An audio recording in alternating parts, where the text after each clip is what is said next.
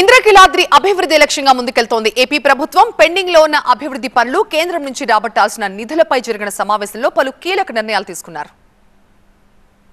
విజయవాడ దుర్గగుడి అభివృద్ధిపై ఫోకస్ పెట్టింది ఏపీ ప్రభుత్వం. కేంద్ర ప్రభుత్వం ప్రవేశపెట్టిన ప్రసాద్ పథకం ద్వారా గుడిని డెవలప్మెంట్ చేయాలని భావిస్తోంది. అయితే ప్రసాద్ పథకం ద్వారా నిధులు ఎలా రాబట్టాలి అనే అంశంపై ఎంపీ కేశినేని చిన్ని దేవాదాయ శాఖ అధికారులతో మంత్రి ఆనం రామనారాయణ రెడ్డి సమీక్ష నిర్వహించారు.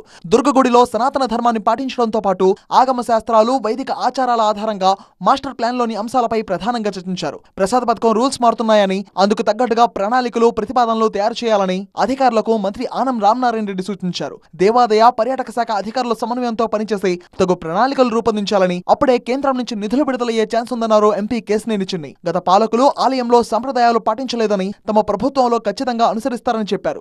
భక్తులు ఎక్కువ సమయం క్యూ లైన్ లో నిల్చోకుండా వెయిటింగ్ రూములు నిర్మించాలన్నారు. 100 ఏళ్లను దృష్టిలో పెట్టుకుని భక్తుల సౌకర్యాలు, మౌలిక వస్తువులపై ఖచ్చితమైన ప్రణాళికలు రూపొందించాలని అధికారులను ఆదేశించారు. అమ్మవారి దేవస్థానం రాబోయే 100 సంవత్సరాలకి సరిపడా వసతి సౌకర్యాలు ఇవ్వాలనే దృఢ సంకల్పంతో వాళ్ళ సమావేశం జరిగింది.